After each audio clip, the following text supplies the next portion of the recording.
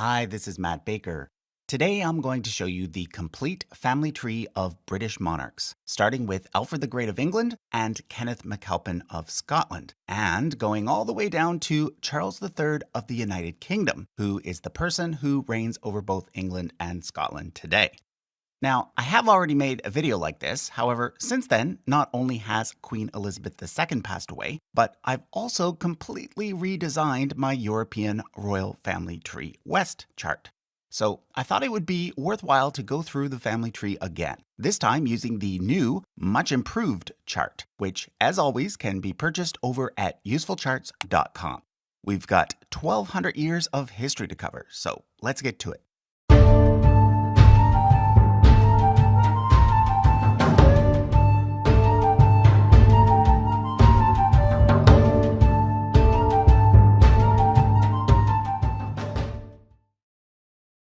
Prior to Alfred the Great, England was divided into many smaller kingdoms, such as Northumbria, Mercia, and Wessex. These mini-kingdoms had been established by the Anglo-Saxons, who had migrated over to Great Britain after the fall of the Western Roman Empire. If you're interested in seeing the family tree of these earlier Anglo-Saxon kings, we've got a separate video on that, which I'll link to in the description. Alfred the Great was originally just the king of one of these smaller kingdoms, Wessex. However, due to the threat posed by invading Vikings, he ended up unifying all of the Anglo-Saxons into a single kingdom, one which, during the reign of his grandson Athelstan, became known as England. Likewise, what we now know as Scotland was originally several different kingdoms as well, including the kingdom of the Picts and the kingdom of Dalriada. However, when Kenneth MacAlpin of Dalriada conquered the Picts, this started a unification process which, by the reign of his grandson Constantine II, resulted in the existence of a single Scottish kingdom, which was originally known as Alba. In the early days of Scotland, the throne didn't pass from father to son. Instead, it bounced back and forth between various branches of MacAlpin's descendants until the year 1034. At this point, the throne went to a maternal grandson named Duncan, founder of the House of Dunkeld. However, it was briefly usurped by another maternal grandson named Macbeth, which, as you might have guessed, is the event that the famous Shakespeare play is based upon, albeit very loosely. Let's now move over to England. The first king of the English, Athelstan, was followed by two of his younger brothers, and then by two of his nephews. We then get the first English king to be assassinated, Edward the Martyr, who was then followed by his younger brother, who became known as Athelred the Unready. Note, however, that the word unready here meant something closer to poorly advised. You see, during his reign, the nearby Danish king Sven Forkbeard invaded and stole the throne of England in 1013. But then Sven died, allowing Athelred to get his throne back, but not for long, because then Athelred died too. At this point, the throne passed to Athelred's eldest son, Edmund Ironside. However, once again, the Danes invaded, this time led by Sven's son Canute. And once again, the Danes were victorious. Edmund Ironside was killed, and Canute became King of England, in addition to being King of Denmark. In fact, he went on to become King of Norway as well, creating what's usually referred to as the North Sea Empire. That's why he's remembered as Canute the Great. Note that he also married Athelred's widow, Emma of Normandy. Canute was followed first by his son Harold, and then by his son Harthacnut. However, when Harthacnut died, the throne of England passed back to the English, with his half-brother Edward the Confessor becoming king. However, Edward did not have any children, so there were two possibilities for his successor. First, there was his brother-in-law, Harold. Harold was the son of a man named Godwin, who had been the most powerful English noble during the reign of Canute the Great. However, there was also a relative through Edward's mother named William, who ruled just across the channel in Normandy and was itching to expand his domain. Both of these men claimed that Edward had promised the throne to them, and therefore, after Edward died, William invaded, meeting Harold at the famous Battle of Hastings in 1066. William, of course, won that battle, and hence became known as William the Conqueror. He was followed first by his son William II, and then by his son Henry I. Henry I had a son who was set to become Henry II, but then an incident occurred known as the White Ship Disaster, in which the heir to the throne, as well as many other nobles, drowned, resulting in a succession crisis. Henry named his daughter Matilda as his new heir, but when he died, his nephew Stephen claimed the throne instead. Matilda had previously been Holy Roman Empress as the wife of Emperor Henry V. This is why she is often referred to as Empress Matilda. However, after her first husband died, she married Geoffrey Plantagenet, the Count of Anjou in France. At this point, England entered a period known as the Anarchy, where law and order broke down, and the throne was contested between Stephen and Matilda. Matilda was unable to capture the throne and was never officially declared queen, so she used the title Lady of the English instead. In the end, a peace deal was made, with Stephen naming Matilda's son Henry as his heir. Thus, in 1154, a new house was established, the House of Plantagenet, which would go on to rule England longer than any other dynasty. In fact, they initially ruled a mini-empire known as the Angevin Empire, Angevin being a reference to the family's origin in the region of Anjou in France. One of the reasons why the Plantagenets were able to control so much of France during this period was that Henry II married Eleanor, the reigning Duchess of Aquitaine and former wife of King Louis VII of France. Eleanor of Aquitaine is generally considered to have been one of the most powerful women in the history of medieval Europe, which is why she is highlighted in a special way on this chart. During the reign of Henry II, England also managed to conquer much of Ireland. Therefore, it is from this point forward that the kings of England also held the title Lord of Ireland. However, keep in mind that their control was not complete, and there were still several independent Irish kingdoms that lasted for many centuries beyond this point. Now, before I move on, I want to point out that the Plantagenets not only had a maternal link to the Normans, but also to the earlier Anglo-Saxon kings. Remember Edmund Ironside, who died following the invasion of Canute the Great? Well, he had a son named Edward who went into exile, and that son had a daughter who married the King of Scotland. Together, Malcolm III and his English wife, who became known as Saint Margaret of Scotland, had 3 children who went on to become kings of Scotland, as well as a daughter who became the Queen Consort of England as the wife of Henry I. Therefore, Henry II was a direct descendant of Edmund Ironside, which provides the genealogical link between Alfred the Great and every other English monarch from this point forward. Okay, so in England, Henry II was followed by his son Richard the Lionheart, famous for his participation in the Third Crusade. At the same time, the King of Scotland was William the Lion. And it is with these two popular kings that the two symbols of Scottish and English royalty originate. William's single red lion on gold becoming the coat of arms of Scotland, and Richard's 3 gold lions on red becoming the coat of arms of England. So in Scotland, William the Lion was followed by his son Alexander II, and then by his grandson Alexander III. In England, Richard the Lionheart was first followed by his far less popular younger brother John, and then by John's son Henry III. King John is mostly remembered for being the villain in the Robin Hood stories, and for signing the Magna Carta, which gave his unhappy barons more freedom and ended up becoming one of the most important documents in English law. You can see here that we get another marriage between a Scottish king and an English princess, with Alexander III marrying Margaret, the daughter of Henry III. However, by the time Alexander III died, the couple had no surviving children and only one surviving grandchild, a 3-year-old granddaughter named Margaret, whose father was the King of Norway. So at this point, a plan was hatched between Eric II of Norway and Edward I, who had succeeded his father Henry III as King of England. This plan, if it had been successful, would have led to a union between England and Scotland much earlier than when it actually happened. Basically, the idea was that Margaret would become the Queen of Scotland and eventually marry Edward's eldest son, who would become the King of England. Then, if all went well, one of their children would presumably become the monarch of both kingdoms. But all did not go well. At age 7, the young Margaret was sent by boat to Scotland, but died along the way. This threw Scotland into crisis.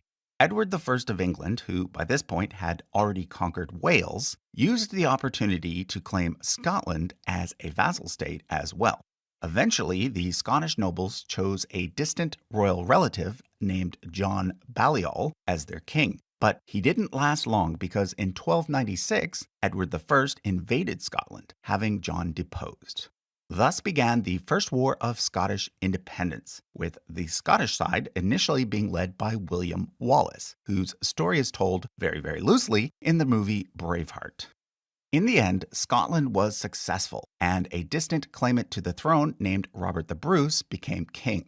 Soon thereafter, Edward I died and was succeeded in England by his son, Edward II, who, by the way, was the first heir to the English throne to hold the title Prince of Wales. Prior to his father's conquest of Wales, there had actually been a real Welsh Prince of Wales, who ruled over a territory known as the Principality of Wales. However, after Wales was conquered by England, the title instead came to be used by the firstborn sons of the English, or later British, monarch, a practice that continues to today.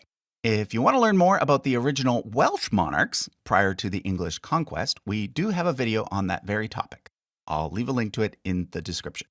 Okay, so in Scotland, Robert the Bruce was followed by his son David II, and in England, Edward II was followed by his son Edward III. Edward III's mother was a French princess, which became important in 1328 when the original line of French kings went extinct. At this point, Edward III claimed the throne of France through his mother, but Philip VI from the House of Valois also claimed it, being that he was the closest heir from a male-only line. This is one of the things that led to the 100 Years' War between France and England, and is the reason why, at this point, England incorporated the French fleur-de-lis symbols into its coat of arms. But following the death of Edward III, the question of England's own succession became complicated as well. Edward III's very popular son, Edward the Black Prince, died before him, so the throne went instead to his grandson, Richard II, who proved to be very unpopular. So unpopular, in fact, that his cousin Henry IV was able to seize the throne from him. Henry IV was then followed by Henry V, and then by Henry VI, during whose reign the 100 Years' War came to an end, with France emerging victorious and England losing all of its remaining possessions on the continent. But just as one major conflict ended, another one began, the Wars of the Roses. And it's at this point that I should explain the difference between two types of royal succession. One type, called agnatic primogeniture, requires the throne to pass through male-only lines. According to this system, Henry IV was the next most senior male after Richard II. So even though he seized the throne early, according to agnatic primogeniture, the succession did end up being correct. However, there's another type of succession called male preference primogeniture, which prefers males but allows the throne to pass through females if an heir has no sons. So, according to this system, the throne should have passed through this line instead, being that Lionel, Duke of Clarence, was older than John, Duke of Lancaster, even though Lionel only had a daughter named Philippa. By the year 1455, the true heir to the throne, according to male preference primogeniture, was Richard, Duke of York, not Henry VI from the Lancaster line. Thus, when Henry VI started to show signs of mental illness, a civil war broke out between those who supported Richard and those who supported Henry. The symbol of the Yorkist side was the white rose, whereas the symbol of the Lancastrian side was a red rose, hence the name the Wars of the Roses. Richard died in battle, but soon thereafter his eldest son Edward was able to gain the throne for the Yorkists, becoming Edward IV. However, 9 years into his reign, he was ousted for a short period, during which Henry VI was made king again. But then came the Battle of Tewkesbury, a decisive win for the Yorkists that put Edward IV back on the throne. Edward IV was succeeded by his 12-year-old son, Edward V, but soon thereafter, he and his brother Richard disappeared after being housed in the Tower of London. The assumption is that they were killed by their uncle, who became Richard III, after having had declared the princes in the Tower to be illegitimate. But to this day, the whole thing remains a bit of a mystery.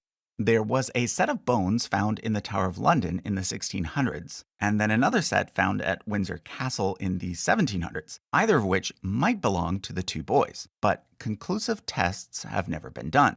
Supposedly, Queen Elizabeth was against any testing, but King Charles is more open to it. So who knows? Maybe there will be something new to report in the next few years. Whatever happened, Richard III didn't reign long anyway, because in 1485, a distant Lancastrian relative named Henry Tudor defeated Richard at the Battle of Bosworth Field and brought an end to the Wars of the Roses by establishing the new House of Tudor. That Henry became Henry VII, and he married the sister of the two princes in the Tower. Thus, their son Henry VIII was a descendant of both the Yorkists through his mother and the Lancastrians through his father. Although there is one argument out there that Elizabeth of York, and therefore all of her descendants, were in fact illegitimate, leading to some guy in Australia being the quote-unquote real British monarch. We've got a video on that topic too, which I'll link to in the description. Henry VIII is, of course, one of England's most iconic kings. He was the first English king to take the title King of Ireland, but mostly he's remembered for having had 6 wives. He first married Catherine of Aragon, who had been previously married to his brother Arthur, and who was the daughter of the famous Spanish monarchs Ferdinand and Isabella. She gave him a daughter, Mary, but no son. So he attempted to have the marriage annulled, a move that led to the entire Church of England breaking away from the Roman Catholic Church, and thus aligning itself with the new Protestant movement. He then married Anne Boleyn and had Elizabeth, but after a few short years, he decided to have her beheaded on charges of infidelity and treason. His third wife was Jane Seymour, who finally bore him his desired son, but died in the process. After that, he married Anne of Cleves, but then had that marriage annulled. Then came Catherine Howard, who he eventually had beheaded, and then finally Catherine Parr, who managed to outlive him. Things became complicated after the death of Henry VIII, because while his beloved son did succeed him for a while as Edward VI, that son then died at age 15. He named his cousin Lady Jane Grey as his heir, but she was deposed after just 9 days and replaced by his half-sister Mary, who became Mary I. She married her cousin, the future Philip II of Spain, who thus for a few years ended up as both the King of Spain and the King of England by right of his wife. But Mary died childless and was thus followed by her sister Elizabeth, the namesake of the Elizabethan Age, a golden age in terms of art and literature, being the time period when, for example, William Shakespeare was writing. At this point, I want to back up and return to Scotland. After the death of David II, the throne there moved to the House of Stuart, where there was a Robert II and a Robert III, followed by 5 kings, all named James. But James V's only surviving legitimate child was a daughter named Mary, and thus at the same time that England got its first 2 official queens, Scotland also got its first official queen. Now, a lot of people confuse Mary I of England with Mary I of Scotland, but these were 2 different people who happened to reign at the same time. This Mary is the one who is known as Bloody Mary because she had so many Protestants killed during her reign, whereas this Mary is the one who is known as Mary Queen of Scots and who was a rival to Elizabeth I. In the end, Elizabeth had her beheaded, but it was her son, James VI of Scotland, who actually ended up becoming Elizabeth's successor. You see, Elizabeth never married and was hence known as the Virgin Queen. Therefore, the next person in the line of succession was in fact James VI, since he was the great-great-grandson of Henry VII. Note, however, that Henry VIII explicitly stated that the throne should pass through his younger sister Mary in the event that his line died out, rather than his older sister Margaret. But by the time Elizabeth died, this was ignored. If you're wondering what might have happened if Henry VIII's will had been followed, yep, we've got a video on that too. And yep, I'll link to it in the description. Okay, it's at this point that the thrones of England and Scotland were finally united. Not officially yet, but united nonetheless because they now shared the same monarch. James VI of Scotland became James I of England, and it was now the House of Stuart that reigned in both kingdoms. James, after whom the King James Bible is named, was followed by his son Charles I. But Charles I believed in the divine right of kings and wanted to pretty much do whatever he desired. This led to conflict with the English Parliament that eventually led to a full-out civil war. The parliamentarians won that war and had Charles I beheaded on a charge of treason. We thus get a period of approximately 1 decade in which Great Britain and Ireland became a republic, known as the Commonwealth of England. The Commonwealth during this period was led primarily by Oliver Cromwell, but then soon after he died, the monarchy was restored, with Charles I's son, Charles II, becoming king. Then, when Charles II died, the throne passed to his younger brother James, who became James VII and II. But that became a problem because James VII and II had converted to Catholicism and had a son with his Catholic wife. That son was also named James and would presumably remain Catholic as well. The king's 2 daughters, however, were Protestant, so a group of leading nobles invited the eldest daughter, named Mary, as well as her husband, named William, to invade England and depose James, which they did. This event is known as the Glorious Revolution, and it resulted in James VII and II, as well as his son James, fleeing to France, and Mary II and William III reigning jointly as the new monarchs. Both Mary and William were grandsons of Charles I, but William was also the Prince of Orange, the de facto leader of the Dutch Republic.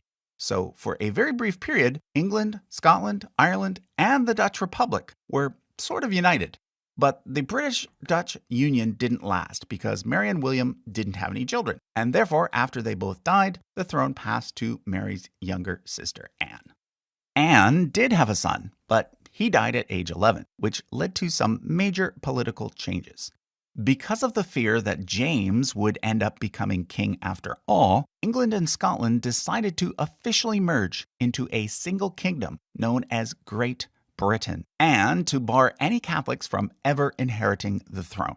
At this point, the closest Protestant in the line of succession was a distant relative named Sophia of the Palatinate, a granddaughter of James VI and I via a female line. She was thus chosen as Anne's heir, and Parliament passed a law stating that all future monarchs must be a descendant of her.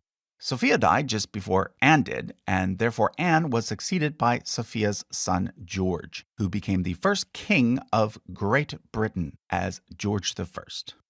Now, George had grown up in Germany and came from the German House of Hanover. This is why many people claim that the current royals are German rather than British. In fact, many people seem to think that the current royals have no genealogical connection to the previous kings of England and Scotland. But this is not true. As you can see, George I is a descendant of the Stuarts, and as such can trace his line all the way back to the Plantagenets, and even to the Anglo-Saxons as well, just not in a male-only line. However, George I's male line does have an interesting connection to medieval England as well. His father, Ernest Augustus, can trace his male line all the way back to William, Lord of Lunenburg, who was the brother of Holy Roman Emperor Otto IV. Both Otto and William were the sons of this couple here, their father being the great German Duke Henry the Lion from the House of Welf, but their mother being Matilda of England, sister to Richard the Lionheart and King John. But back to George I. Both he and his son, George II, did have to deal with some uprisings, in which attempts were made to put a Stuart back on the throne. Those who supported James, son of James VI and II, were known as the Jacobites, and they made serious attempts in 715 and 1745, but both times they failed. There are still a few today who hang on to the Jacobite cause. If you want to know who would be king today according to them, I'll link to our video on that topic as well. Anyway, George II outlived his son Frederick and was therefore succeeded by his grandson George III.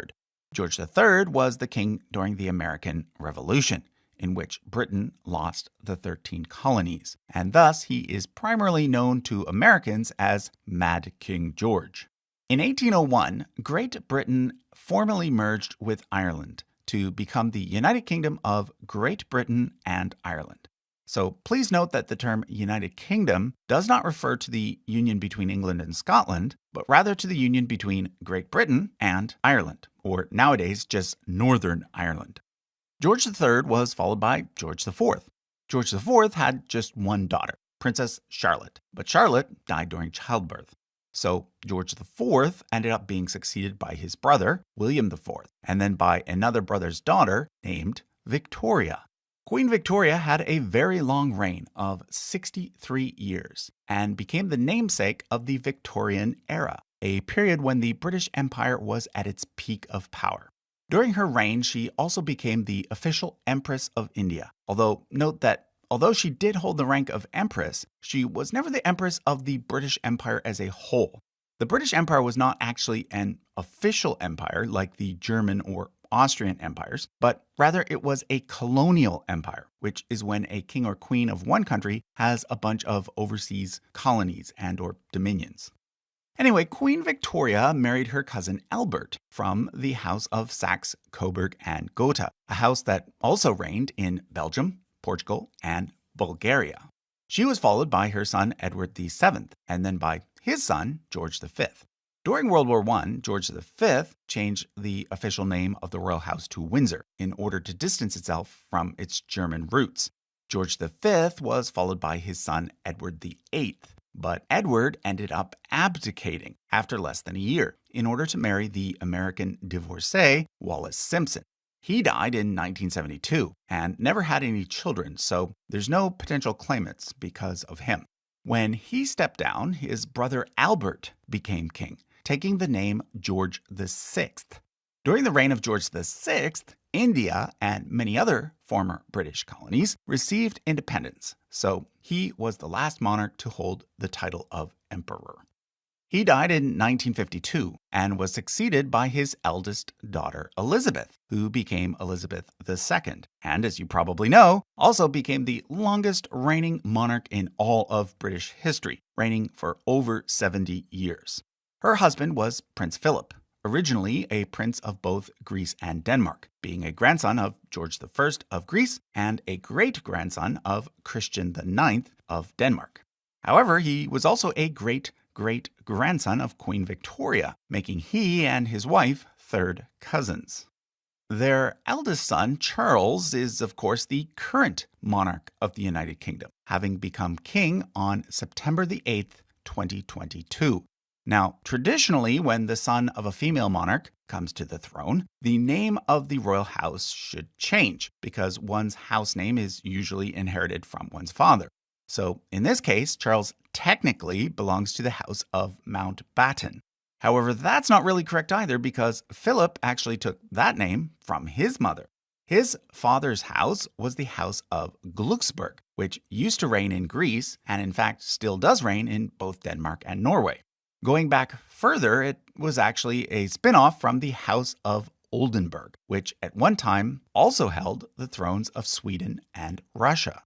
So from a male line perspective, the current king of the UK actually belongs to the same family as the final czars of Russia, as well as every monarch of Denmark for the past 574 years. However, the British royals no longer follow the traditional house naming rules. They have decided to keep their house name as Windsor. Therefore, Charles III belongs to the same royal house as his mother. The heir apparent is now his eldest son, Prince William, and thus William is now known as the Prince of Wales. If you want to learn more about the extended royal family and where everybody currently sits in the line of succession, the final link I'll add to the description is our video that covers that topic. So that was a look at the complete family tree of British monarchs, from Alfred the Great and Kenneth MacAlpin all the way down to Charles III. As a reminder, if you want to get a copy of the full tree as a poster, you can do so right now by going to usefulcharts.com. It also includes the monarchs of France, Spain, Portugal, the Holy Roman Empire, and much, much more. Note that we also sell a Northeast version of the chart that covers Scandinavia and places like Poland and Russia, as well as an Asian royal family trees chart and an African royal family trees chart. Again, that address is usefulcharts.com. Thanks for watching.